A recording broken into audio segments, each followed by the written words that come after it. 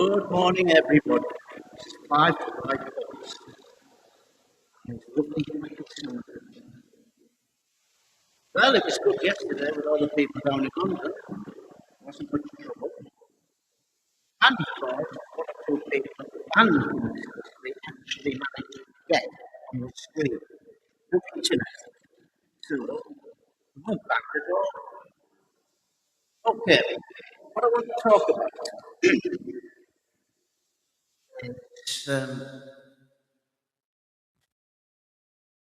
basically,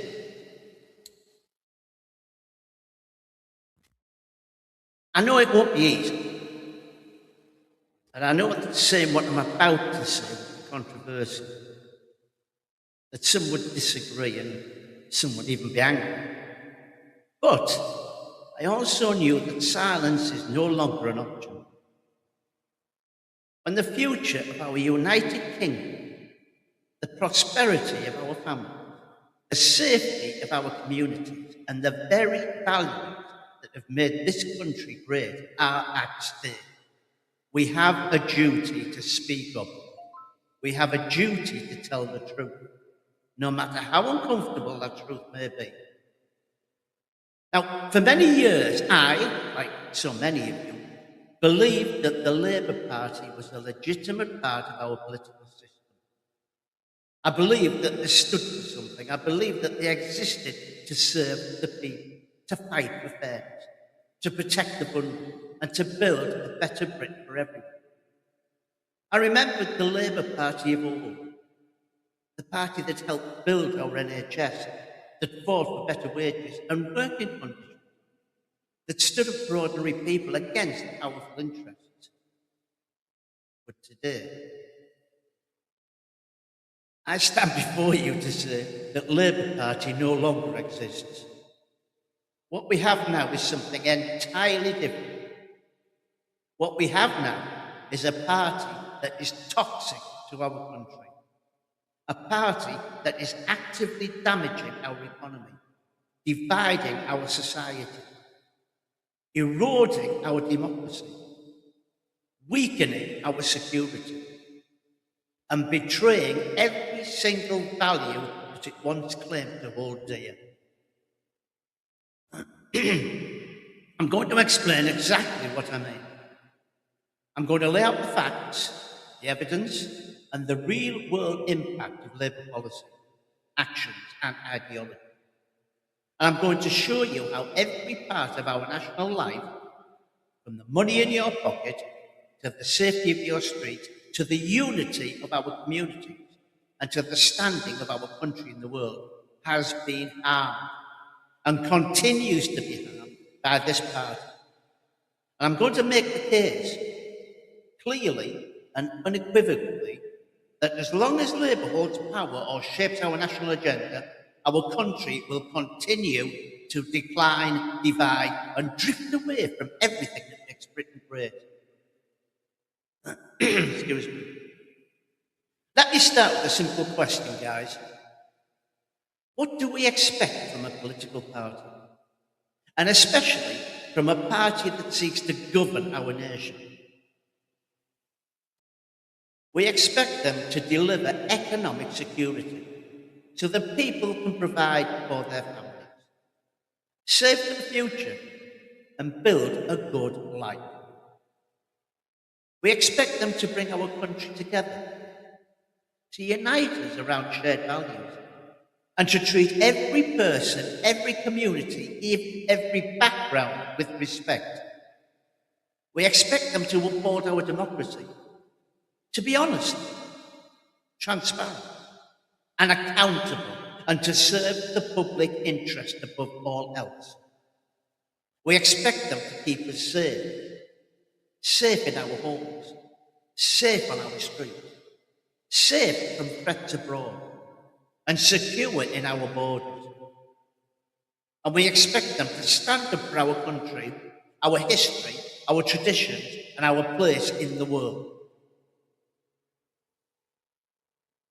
Labour fails on every single one of these counts. And it's not just that they fail. It is that their policies, their approach, and their very nature makes failure inevitable and make the damage far worse than it needs to be. That is what makes them toxic. Toxic means something that poisons, that harms, that destroys from within. And that is exactly what Labour is doing to our United Kingdom.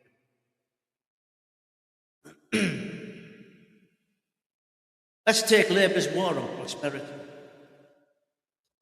Let us begin with the issue that affects every single one of us, every single day, our economy. Because without a strong, growing, prosperous economy, nothing else works. We cannot fund our NHS, our schools, our police, or our armed forces. We cannot help the vulnerable, support the elderly, or give our children a good start in life. We cannot have security, opportunity, or fairness if our economy is broken. And no party has done more to break our economy and keep it broken than the bloody Labour Party. Let me take you back. History tells us time and time again that whenever Labour has come to power, they've left our economy in a mess. In the 1970s, we had the winter of discontent, rubbish piling up in the streets, bodies left unburied, strikes bringing the country to a halt, inflation running at nearly 27%, unemployment soaring, and Britain forced to go cap in hand to the International Monetary Fund, begging for a bailout because Labour had spent all our money and more. And what happened when Labour left office in 2010? The lefters with the biggest budget deficit in our peacetime history, a deficit of over £150 billion a year. They spent recklessly, borrowed beyond our means, and left ordinary families to pay the price for years after. And today, Labour is doing exactly the same thing, but worse. Let's look at their record and their policies. First, taxes. Since Labour took power, or since their policies have shaped our national direction, we have seen the biggest tax hikes in a generation. Let me be clear. These are not taxes on the rich, as they claim. These are taxes on everyone. Taxes on working people. Taxes on small businesses. Taxes on families. Taxes on pensions. The tax burden in our country is now at the highest level since the Second World War. A typical working family is paying thousands of pounds more every year in tax than they were just a few years ago. You work hard for your money. You get up early. You put in the hours and you do your best. And Labour takes more and more of it every single time. And what do we get in return? Nothing. Worse than nothing. Because Labour does not spend your money wisely. They waste it.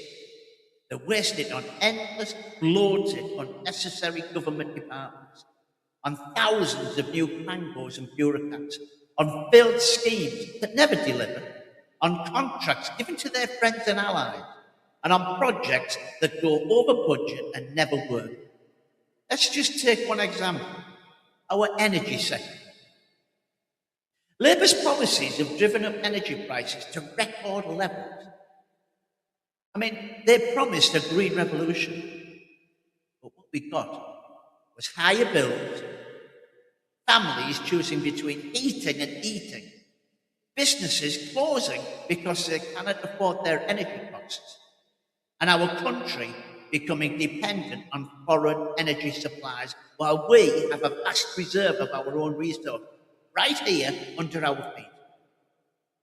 They taxed our own oil and gas industries, driving investment away, driving jobs abroad, and making us poorer and less secure.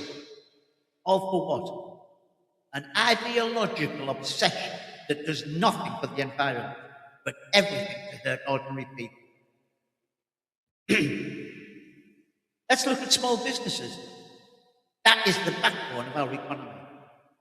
The biggest employers in our country, the people who create jobs, drive innovation, and build our communities. It's apparent that Labour hates small business. They see anyone who works hard, who builds something, who succeeds, as someone to punish. They have piled regulation after regulation on business. Red tape that costs billions of pounds every year.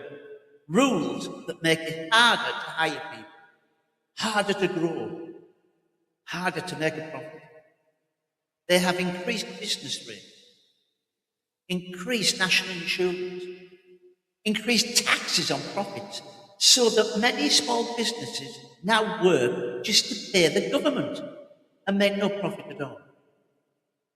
Thousands of small shops, family farms, local manufacturers, and independent traders have closed down in recent years, driven out of business by Labour's policy. And when they close, jobs are lost. Communities lose their local services, and our economy becomes weaker and more dependent on big corporations that Labour claims to hate, but actually favour because they are big enough to absorb the costs of Labour's endless taxes and rules.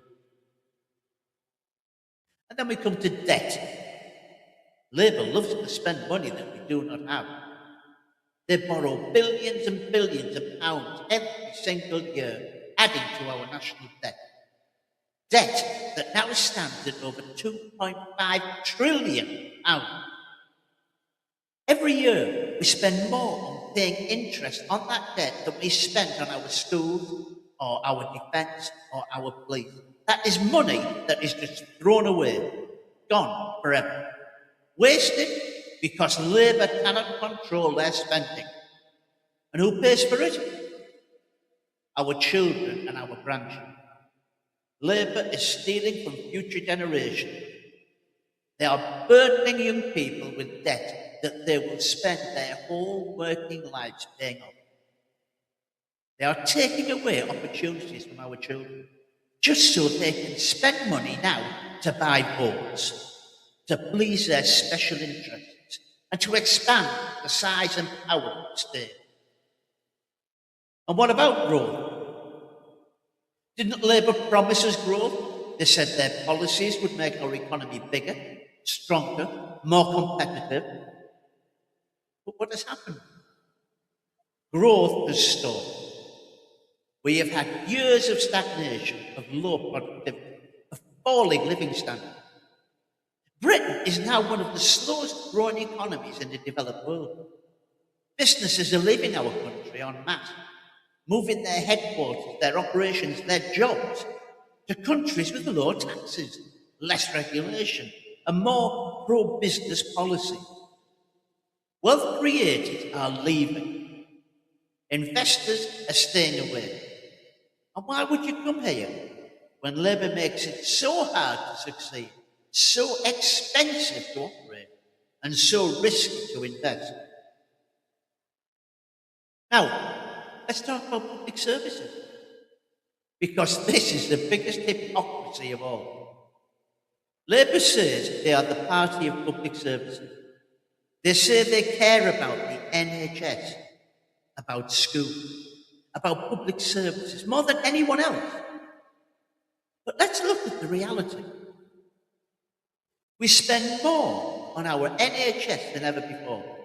Hundreds of billions of pounds every year. More per person than almost any other country in Europe. Yet, waiting lists are at record high. Over 7 million people waiting for treatment. Waiting months, even years, in pain, in distress, and some dying before they can get the care they need. Our schools are slipping down international league tables. Our children are falling behind their peers in maths, reading, and science.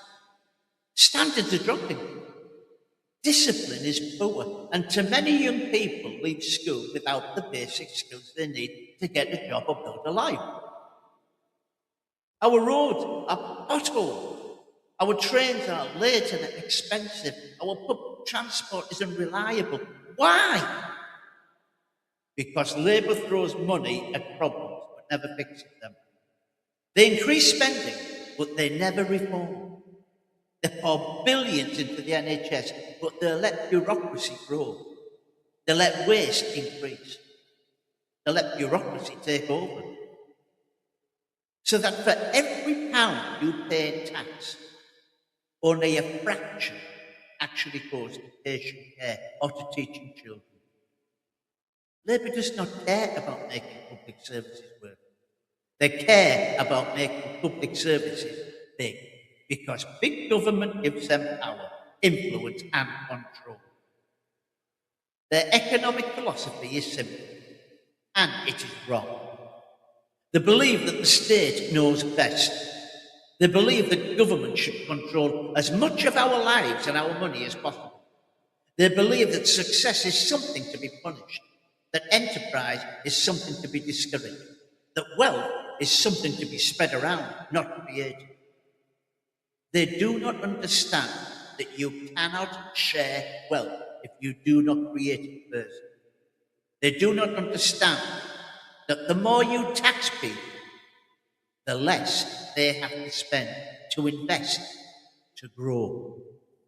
They do not understand that the more you regulate, the less freedom people have to work to build and to succeed. This is not just a bad economic policy, it's toxic. It poisons our prosperity, it makes us poorer, weaker, and less able to face the future. It hurts the people Labour claims to care about most: working people, families, the vulnerable, the poor. Because when the economy is broken, everybody suffers. When businesses close, jobs are lost. And when taxes go up, families have less money to spend on food, eating, clothes, or holidays. And when public services fail, the people who need them most are left behind. Labour's economic policies are not progressive. They are destructive.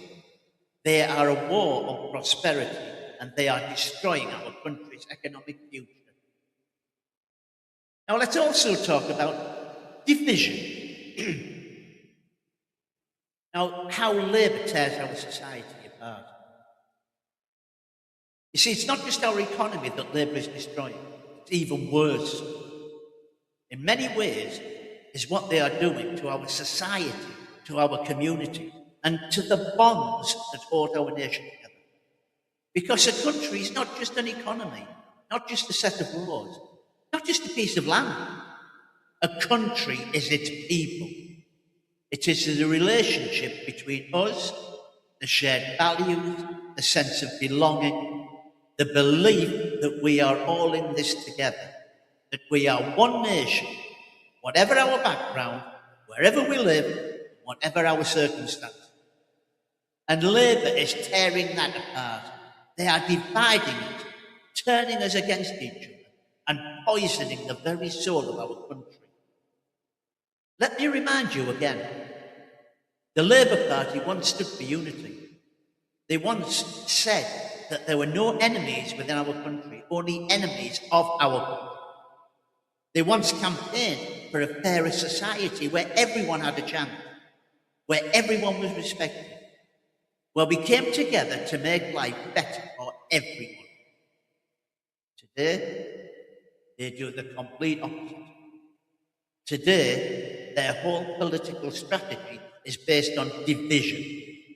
It is based on splitting people into groups, on creating grievances, on stoking anger, on turning neighbour against neighbour, community against community, generation against generation. I mean, let's talk about identity politics. The weapon Labour has used to tear us apart.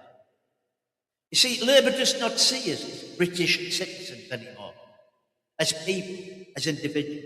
They see us only by our race, our gender, our religion, our sexuality, our age, and our background.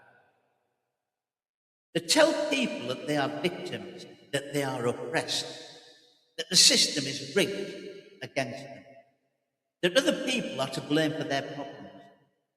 They create division between black and white. Men and women, young and old, rich and poor, native and migrant, city and country. They tell one group that they deserve more, that another group has too much, and that another group is the problem. This is not just wrong, it's dangerous. Because when you tell people that they are victims, you take away their agency, their hope, their ability to change their own lives. When you tell people that other people are to blame for their problems, that creates resentment, anger, and hostility. And when you turn groups against each other, you break down trust, you destroy community cohesion, and you make it impossible for us to work together for common good. And let's be clear, people. Labour does not believe in equality. They believe in division and in favouring some groups over others. They judge people not by their character, their actions, their contribution, or their potential, but by which box they tick on a form. They promote discrimination in the name of equality, giving jobs, places, opportunities to people, not because they are the best person, but because of who they are. This is unfair, it is wrong, and it creates division.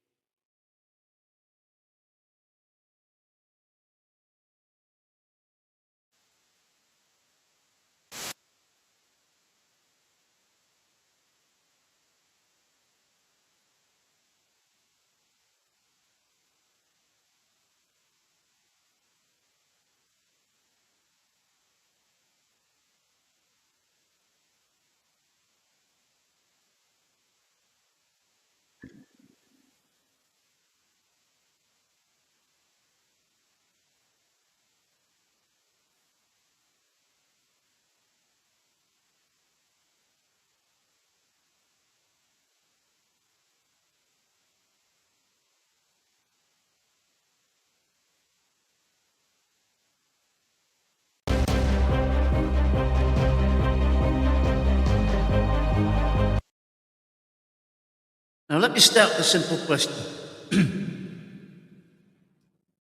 Why does public trust in government collapse so quickly?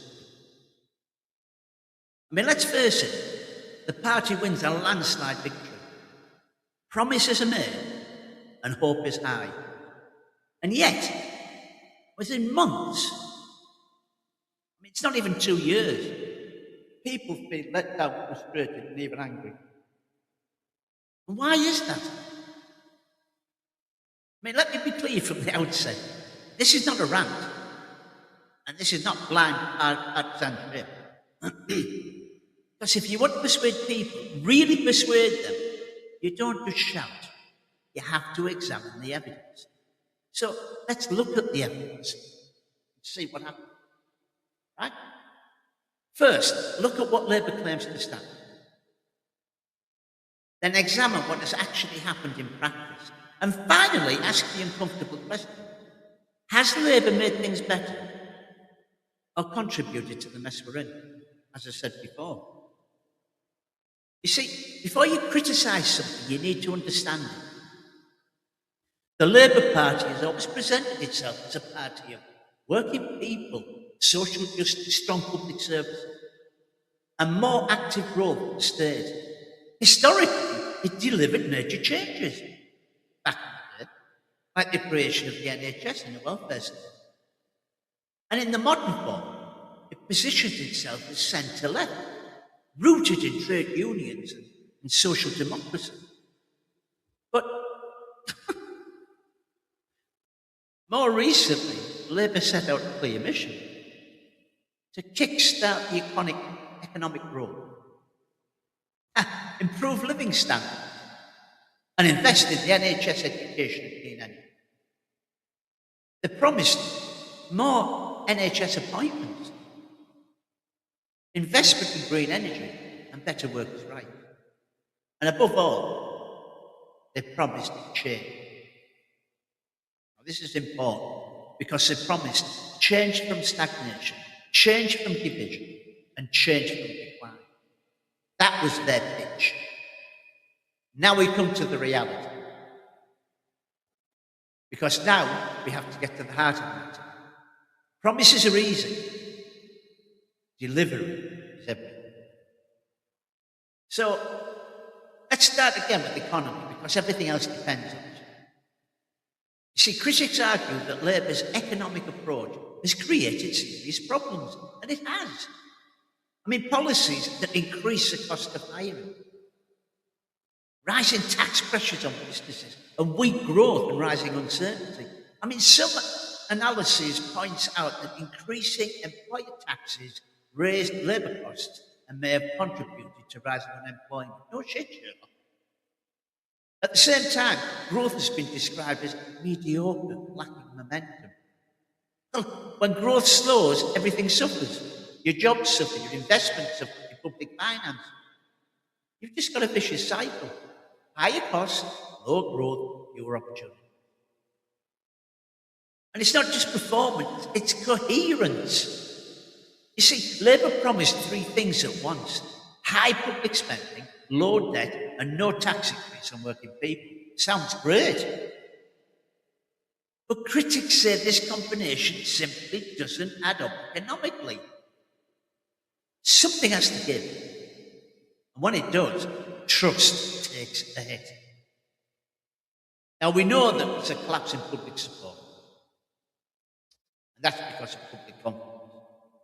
You see, if people believe things are getting better, they'll stick with you. If they don't, they'll leave. And polling data shows Labour support dropping sharply since taking power, falling from around 34% at the election down to 20%. I should think it'll be even less now. That is not a small decline.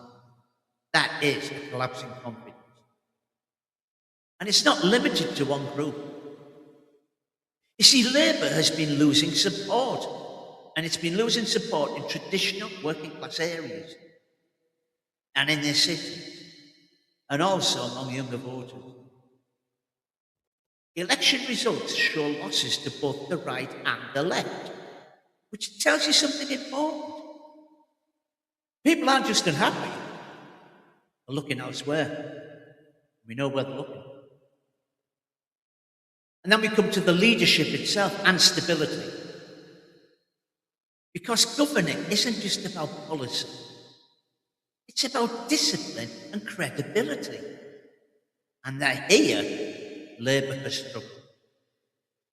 There have been internal rebellion, suspension of MP, scandals involving conduct and judgment, even when actions were technically within the rules, they damage public trust. And trust, once lost, is very, very hard to rebuild. Then we have the issue of the direction in which they're going. You see, one criticism you hear repeatedly is this: Labour doesn't seem to know where it stands for anymore in practice. For example, blaming external factors like Brexit for economic struggles carries political risk because it can alienate portions of the public. So you get a perception of deflection, uncertainty, and a lack of clear strategy. And in politics, perception matters just as much as reality. Now we look at the bigger picture. And here's where we need to be honest. If you ignore the bigger picture, your argument falls apart. Britain's economic problems did not begin with Labour. In fact, the UK economy has struggled with weak growth, low productivity and stagnation for well over a decade. Even analysts note that recent performance has been mediocre in general. Not catastrophic, but not strong either. And here's something more interesting, folks. Research comparing Labour and Conservative governments over 50 years found little difference in growth or unemployment overall. Now think about that. Decades of political arguments, and yet the outcomes are remarkably similar. So what does that tell us? That Britain's problems are not just political, they are structural. So if we look back at history, this pattern isn't new. Labour governments have had major achievements and major crises. In the 1970s, and I remember that, probably most of you people will, in the 70s, for example, inflation spiralled, and it spiraled to about 27-28%. And the UK needed an IMF bailout, International Monetary, cap in hand. And yet, Labour also created institutions that still define Britain today. So again, the reality is mixed, always has been. And then we come to a key question. Has Labour created a toxic mess? And here's the honest answer. Britain's problems are not entirely Labour's fault, but there is a strong case that Labour has made key mistakes. Over-promising what it could deliver. Creating uncertainty through inconsistent policy. And losing public trust at remarkable speed. And failing to present a clear, credible path forward. You see, that combination is dangerous, well, it's toxic. Because when people lose trust in government, they don't just switch parties. They lose faith in the system itself. So I'm going to finish where I began. Why does trust collapse so quickly? Because people are not stupid. They can see when promises don't match reality. They can feel when their direction isn't clear, and they respond. Sometimes quietly, but sometimes dramatically, as we've seen yesterday in London. Right now, Britain faces serious challenge. Economic pressure, political fragmentation, and public frustration. And the question is no longer just about Labour, it's bigger than that. Whoever leads this country next must answer one simple test. Can they deliver what they promise? Because if they can't, then we won't just have a problem with one party. We'll have a crisis of trust in the politics itself. Thank you very much for listening. Have a good Sunday.